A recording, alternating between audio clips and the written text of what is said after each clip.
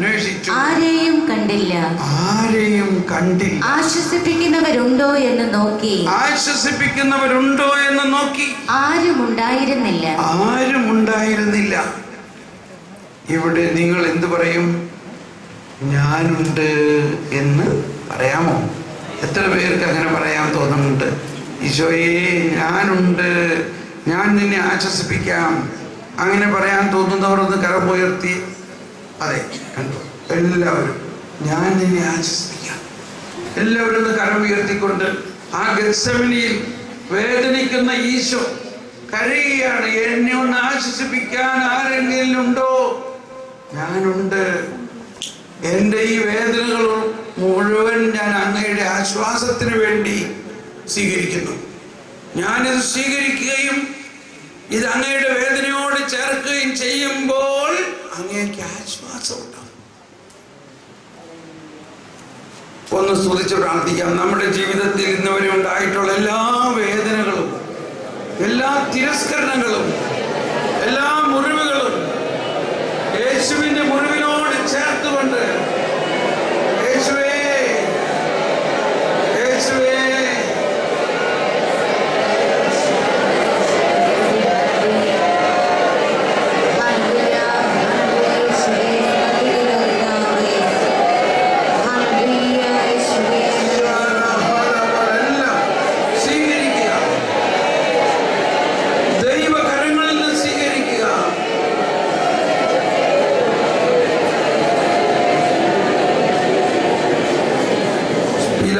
യേശുവിനോട് പറഞ്ഞു, നിന്നെ കൊല്ലാനും വിട്ടയക്കാനുമുള്ള അധികാരം എനിക്കുണ്ടെന്ന് നിനക്കറിയോ? ഈശോ പറഞ്ഞു, അതെന്റെ പിതാവിൽ നിന്നും നിനക്ക് നൽകിയിട്ടുള്ളതാണ്. എന്റെ പിതാവിൽ നിന്നാണ് നിനക്ക് അധികാരം എന്ന് പറഞ്ഞാൽ, എന്നെ ചാട്ടവാറ് കൊണ്ട് അടിക്കാൻ നിന്നെ നിയോഗിച്ചത് എന്റെ പിതാവാണ്. എന്റെ മുഖത്ത് കാർപ്പിച്ചു തുപ്പാൻ കുറെ പേരെ ഉപയോഗിച്ചതും എന്റെ പിതാവാണ്. എന്റെ കൈകളിൽ ആണിയടിക്കാൻ നിന്റെ പട്ടാളക്കാരെ നിർത്തിയിരിക്കുന്നതും എന്റെ പിതാവാണ്.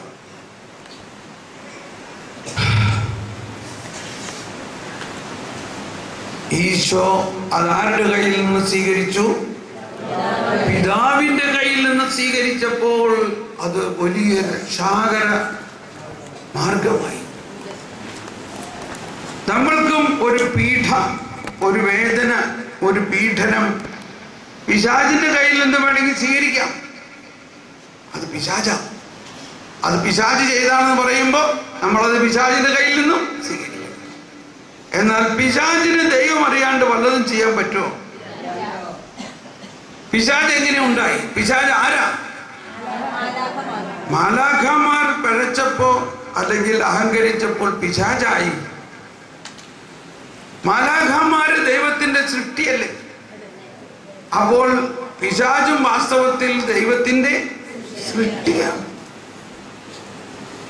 സൃഷ്ടി എന്നുള്ള നിലയിൽ പിശാചിന്റെ ശക്തി പരിമിതമാണ്. എന്നാൽ സൃഷ്ടാവ് എന്നുള്ള നിലയിൽ ദൈവത്തിന്റെ ശക്തിയോ അപരിമേയമാണ്, അനന്തമാണ്. മനസ്സിലായോ? ഇതൊക്കെയാണ് മധ്യസ്ഥ പ്രാർത്ഥനയ്ക്ക് ഉണ്ടാകേണ്ട വലിയ ഒരു ശക്തി. നമ്മൾക്ക് കർത്താവ് അതുപോലെ അനുഗ്രഹം തന്നിട്ടുണ്ട്. എന്തിനെ? പിശാചിനെ ബഹിഷ്കരിക്കാൻ. നമ്മുടെ പ്രാർത്ഥനയുടെ ശബ്ദം കേൾക്കുമ്പോൾ പിശാച് ഓടി അകലും. എങ്ങനെയാണെങ്കിൽ ദൈവം സൃഷ്ടാവാണെന്നും അനന്തശക്തനാണെന്നും പിശാച് സൃഷ്ടിയാണെന്നും പിശാചിന്റെ ശക്തി പരിമിതമാണെന്നും വിശ്വസിക്കുകയാണെങ്കിൽ, മറിച്ച് പിശാചിന്റെ ശക്തിയെ പർവ്വതവൽക്കരിച്ചുകൊണ്ട് പിശാച് ഇത് വലിയൊരു ശക്തിയാണ്. കർത്താവ് ഈശോമിശിഹായെ വരെ വെറുതെ വിട്ടിട്ടില്ല. പിന്നെയാണോ നമ്മളുടെ അടുത്ത് വരാതിരിക്കോ എന്ന് വിചാരിക്കുകയാണെങ്കിൽ നമ്മുടെ വിശ്വാസത്തിൽ കഴമ്പില്ല. അതും വെച്ചുകൊണ്ട് മധ്യസ്ഥ പ്രാർത്ഥന നടത്തിയാൽ വെറുതെ തൊണ്ട പോകുന്നല്ലാണ്ട് ഒരു പ്രയോജനം ഉണ്ടാകാൻ പോകില്ല. അതാണ് മധ്യസ്ഥ പ്രാർത്ഥനയ്ക്ക് ഉണ്ടാകേണ്ട ഒന്ന് രണ്ട് ബോധ്യം. ഇതാണ്: നമ്മൾ മറ്റൊരു ക്രിസ്തുവാണ്. എല്ലാവരും ഒന്ന് പറഞ്ഞേ, നമ്മൾ മറ്റൊരു ക്രിസ്തുവാണ്. ഹല്ലേലൂയ. ഇതാണ് കർത്താവ് കാണുന്നത്. അതിലെ പറഞ്ഞ് ഞാൻ ലോകത്തിന്റെ പ്രകാശമാണ്, എന്നാൽ ഇനിമേൽ നീ ലോകത്തിന്റെ പ്രകാശം. ഇതിൽ കുറഞ്ഞൊന്നും നമ്മൾ ചിന്തിക്കരുത്. ഇതിൽ സംശയമുണ്ടെങ്കിൽ പ്രാർത്ഥിക്കുക, കർത്താവ് എന്റെ വിശ്വാസം വർദ്ധിപ്പിക്കണമേ. മധ്യസ്ഥ പ്രാർത്ഥന ദൈവം തന്നെ നൽകിയിരിക്കുന്ന വലിയ ഒരു വരമാണ്. വാസ്തവത്തിൽ എല്ലാ ക്രിസ്ത്യാനികളിലും ഉള്ള വരമാണ്. എല്ലാ ക്രിസ്ത്യാനിയും ഈ പ്രപഞ്ചം മുഴുവനും ഉപ്പിലിടാൻ വേണ്ടി ഉണ്ടാക്കപ്പെട്ടിട്ടുള്ളവരാണ്. എല്ലാ ക്രിസ്ത്യാനിയും വീര്യമുള്ള പുളിപ്പാണ്. എന്താ പുളിപ്പ്? കാരണം ഇതൊക്കെ അമ്മച്ചിമാർക്കുള്ള കാര്യമാണ്. നമ്മുടെ വീട്ടില് പുളിപ്പ്, ഉപ്പ്, കടുകുമണി ഇങ്ങനെയുള്ള കാര്യമൊക്കെ ഈശോ പറഞ്ഞേക്കുന്നത്. പുളിപ്പ് എന്തിനുള്ളതാണ്? മാവ് പുളിപ്പിക്കാൻ. നമുക്ക് നല്ല ഉറപ്പാ, ഇത്ര നുള്ളു പുളിപ്പ് ചേർത്താൽ നാളെ മാവ് പൊങ്ങി നമുക്ക് അപ്പം ഉണ്ടാക്കാൻ പറ്റും. പക്ഷെ ആ പുളിപ്പ് ചേർക്കുന്നതിന് മുമ്പ് ഒന്ന് തൊട്ട് നാവിൽ വെച്ച് നോക്കാറുണ്ട്. എന്തിനാണ്? പുളിപ്പിന് വീര്യമുണ്ടോ എന്നറിയാൻ, അല്ലെങ്കിൽ പുളിപ്പിന് എത്ര വീര്യമുണ്ട്. ചിലപ്പോൾ പറയും, അയ്യോ ഈ പുളിപ്പിന് ശരിക്കും പുളിപ്പില്ലല്ലോ, ഇത് വേണ്ട, നമ്മൾ അടുത്ത വീട്ടിൽ പോയിട്ട് ഒരു സ്പൂൺ പുളിപ്പ് തരാം ചോദിച്ചു വാങ്ങി നോക്കി അത് ചേർക്കും. അപ്പൊ നമ്മൾക്ക് നല്ല ഉറപ്പാണ്, പുളിപ്പിന് വീര്യമുണ്ടെങ്കിൽ മാവ് മുഴുവനും പുളിക്കും. എന്ന മാതിരി ഒരു മധ്യസ്ഥ പ്രാർത്ഥനക്കാരൻ, വീര്യമുള്ളൊരു മധ്യസ്ഥ പ്രാർത്ഥനക്കാരൻ ഉണ്ടെങ്കിൽ അവൻ ആ പ്രദേശം മുഴുവനെയും പുളിപ്പിക്കും. Hallelujah, hallelujah, hallelujah. അതാണ് ആവശ്യം. നമ്മൾ മധ്യസ്ഥ പ്രാർത്ഥനക്കാരാണ്, എല്ലാവരും പ്രാർത്ഥനക്കാരാണ്. എന്നാൽ അങ്ങനെയല്ല, നമ്മൾക്ക് പ്രാർത്ഥനയുടെ വീര്യം, യേശുവിൻ്റെ ആ ദൗത്യത്തിൽ നമ്മൾ എങ്ങനെയാണ് ഇതിലൂടെ പങ്കുചേരുന്നതെന്നുള്ള ബോധ്യം ഉണ്ടാകണം. ഞാൻ പോകുന്നു, എന്നിൽ വിശ്വസിക്കുന്നവൻ ഞാൻ ചെയ്തതെല്ലാം ചെയ്യും, അവയേക്കാൾ വലിയവയും ചെയ്യും. അത് രക്ഷാകര പദ്ധതിയുടെ യഥാർത്ഥ തുടർച്ചയാണ് നമ്മളിലൂടെ ചെയ്യുന്നത്. അതിൽ ഏറ്റവും പ്രധാനപ്പെട്ട ഒന്നാണ് പ്രാർത്ഥന എന്ന് പറയുന്നത്. കൊച്ചു ത്രേസ്യ ഒരു 14 വയസ്സുള്ളപ്പോ, വെറും 14 വയസ്സുകാരിയായിരുന്ന കൊച്ചു ത്രേസ്യ ഇങ്ങനൊരു വാർത്ത കേട്ടു. ഒരു ഫ്രാൻസിനി എന്ന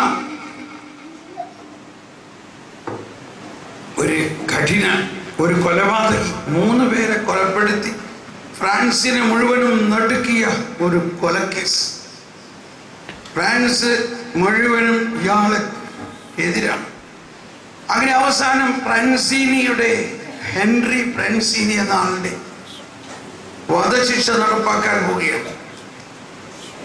അപ്പൊ എല്ലാവരും പറഞ്ഞു, അവൻ ചാവണം, അവനെ കൊല്ലണം, അവൻ രക്ഷ കിട്ടരുത്, അവൻ അതുപോലൊരു ഭീകരനാണ്. ശരിയാണ്. പക്ഷേ കൊച്ചു ത്രേസ്യ പള്ളിയിൽ ഇങ്ങനെ പ്രാർത്ഥിച്ചുകൊണ്ടിരിക്കുമ്പോൾ, കൊച്ചു ത്രേസ്യ ഇരിക്കാറുള്ളത് ആ കുരിശിന്റെ വഴിയിൽ ഈശോ കള്ളന്മാരുടെ മധ്യത്തിൽ കിടക്കണ ആ ഭാഗം എപ്പോഴും എല്ലാ ദിവസവും അവളത് കാണും. ഒരുപക്ഷെ എല്ലാ ദിവസവും ആ കള്ളന്റെയും യേശുവിൻ്റെയും വാക്കുകൾ അവൾ ഓർക്കുന്നുണ്ട്. കള്ളൻ ചോദിക്കുകയാണ്, കർത്താവേ, ഇന്ന് നീ എന്നെ ഓർക്കുമോ? ഈശോ പറഞ്ഞു, സത്യം സത്യമായി ഞാൻ നിന്നോട് പറയും, ഇന്ന് നീ എൻ്റെ കൂടെ പറുദീസയിൽ. ഫ്രാൻസിനിയെ കുറിച്ച് കേട്ടപ്പോൾ കൊച്ചു ത്രേസ്യക്ക് ഉടനെ ഉണ്ടായ ഒരു ചിന്ത, നല്ല കള്ളനെ സ്വർഗരാജ്യത്തിൽ പ്രവേശിപ്പിച്ച ആ കാരുണ്യം ഈ ഫ്രാൻസിനിക്കും കൊടുക്കുമോ ഇല്ലയോ? ഞാൻ പ്രാർത്ഥിക്കും. ഫ്രാൻസിനിക്ക് വേണ്ടി കൊച്ചു ത്രേസ്യ, 14 വയസ്സുള്ള കൊച്ചു ത്രേസ്യ കണ്ണുനീരൊഴുക്കി പ്രാർത്ഥിച്ചു കഴിഞ്ഞപ്പോൾ അവർക്ക് നല്ല ബോധ്യമായി. അവരുടെ ഹൃദയത്തിൽ നല്ല ഒരു കോൺഫിഡൻസ്, ഒരു ഉറപ്പ്, കർത്താവ് എൻ്റെ പ്രാർത്ഥന കേട്ടു. കർത്താവ് ഈ കുഞ്ഞിൻ്റെ കണ്ണുനീർ തിരസ്കരിക്കില്ല. എന്നിട്ട് കർത്താവിനോട് പറഞ്ഞു, എന്നാലും എനിക്ക് നല്ല ഉറപ്പുണ്ട്, എന്നാലും ഇതെൻ്റെ സ്വർഗത്തിലേക്കുള്ള ആദ്യത്തെ കുഞ്ഞാണ്, അതുകൊണ്ട് എനിക്ക് അതിനൊരു അടയാളം തരണം. അങ്ങനെ ഇതാ വധശിക്ഷ നടപ്പാവുന്ന ദിവസം, വധശിക്ഷ നടന്നു കഴിഞ്ഞ് പിറ്റേ ദിവസം പേപ്പറിൽ ഒരു വാർത്ത വന്നിരിക്കുകയാണ്. പേപ്പറിൽ വന്നിരിക്കുന്ന വാർത്ത കണ്ടപ്പോൾ അവൾ കണ്ണുനീര്, സന്തോഷം കൊണ്ട് അവരുടെ കണ്ണുനീര് ഒഴുകി. ഫ്രാൻസിനി കുമ്പസാരിക്കാരൻ ചെന്നാലൊന്നും കുമ്പസാരിക്കില്ലായിരുന്നു. അച്ഛന്മാരെല്ലാം തിരസ്കരിച്ചുവെങ്കിലും ആ മരണത്തിന് തൊട്ട് മുൻപ് ആ ഗില്ലറ്റിൻ, തലവെട്ടി കൊലപ്പെടുത്തുന്ന മെഷീനാണ് ഗില്ലറ്റിൻ, അതിന് മുൻപിൽ നിൽക്കുമ്പോൾ അതിനുള്ളിൽ തല വെക്കുന്നതിന് മുൻപ് പെട്ടെന്ന് തല വലിച്ചു. അപ്പോ ആരാച്ചാരന്മാരെല്ലാവരും പിടിച്ച് നിർത്തി. എന്താ ഇവൻ ചെയ്യാൻ പോണേ? ഭീകരൻ, കൊലപാതകി. അവൻ അന്ന് വരെ യേശു വേണ്ട, യേശു എനിക്ക് ആരുമല്ല എന്ന് പറഞ്ഞ അവൻ അവിടെ കൊച്ചു ത്രേസ്യ മുട്ടുമ്മൽ നിന്ന് പ്രാർത്ഥിച്ചുകൊണ്ടിരിക്കുക. അവിടെ ഒരു പുരോഹിതൻ ഒരു കുരിശുമായിട്ട് നിൽക്കുന്നുണ്ടായിരുന്നു. ആ കുരിശിലേക്ക് തിരിഞ്ഞുകൊണ്ട്, ആ കുരിശ് കൊണ്ടുവരൂ, ആ കുരിശ് കൊണ്ടുവരൂ എന്ന് പറഞ്ഞ് കരഞ്ഞു.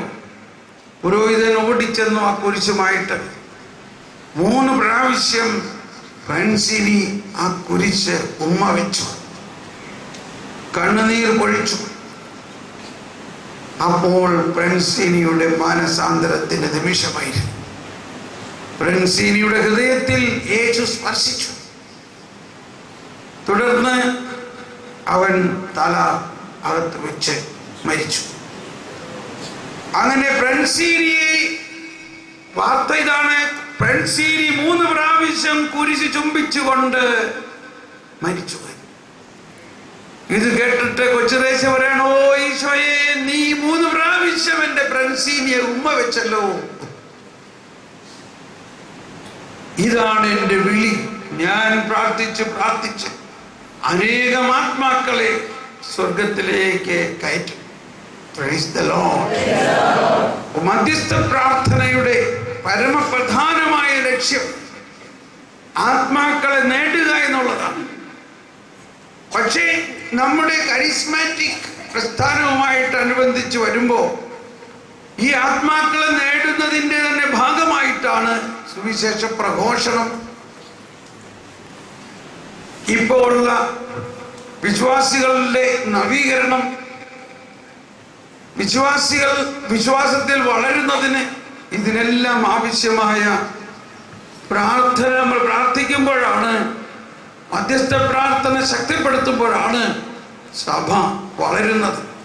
എവാഞ്ചലൈസേഷൻ, നവീകരണത്തിൻ്റെ കാതലായ ശക്തി ഒഴുകുന്നത് മധ്യസ്ഥ പ്രാർത്ഥനയിലൂടെയാണ്. നമുക്കൊന്ന് സ്തുതിച്ച് പ്രാർത്ഥിക്കാം. യേശുവേ സ്തോത്രം, യേശുവേ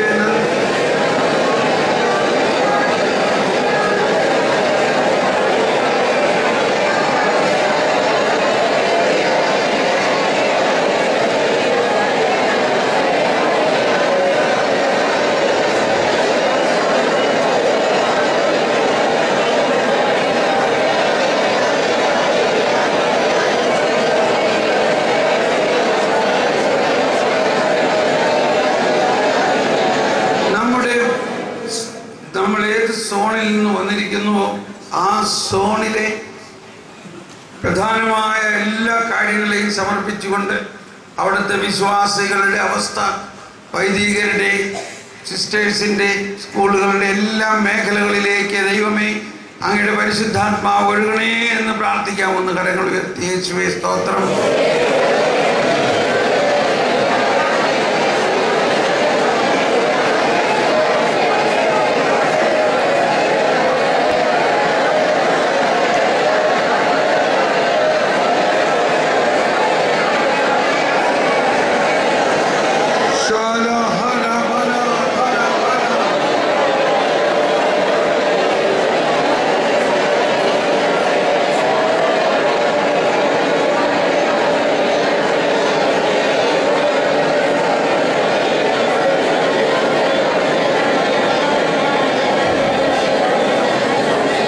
ടെലിവിഷൻ മാധ്യമങ്ങളിലൂടെ കേരളം ഒരുപാട് വചന പ്രഘോഷണ രംഗത്ത് വളർന്നു. പക്ഷേ ടെലിവിഷനിലൂടെ വചനം പ്രഘോഷിച്ചത് കൊണ്ടൊന്നും ആത്മാവിനെ സ്പർശനം ഉണ്ടാവില്ല. ആത്മാവിനെ സ്പർശിക്കണമെങ്കിൽ ആ ടെലിവിഷൻ പ്രഭാഷണത്തിനും ടെലിവിഷൻ എവാഞ്ചലൈസേഷന്റെ പിന്നിൽ അനേകരുടെ സഹനവും പ്രാർത്ഥനയും വേണം. നമുക്ക് അങ്ങനെയൊന്ന് പ്രാർത്ഥിക്കാം. എല്ലാ ടെലിവിഷൻ ചാനലുകളിലൂടെയും ദൈവവചനം പ്രഘോഷിക്കുക മാത്രമല്ല, അത് അഭിഷേകമായി മാറുന്നതിന് വേണ്ടി പ്രാർത്ഥിക്കാം.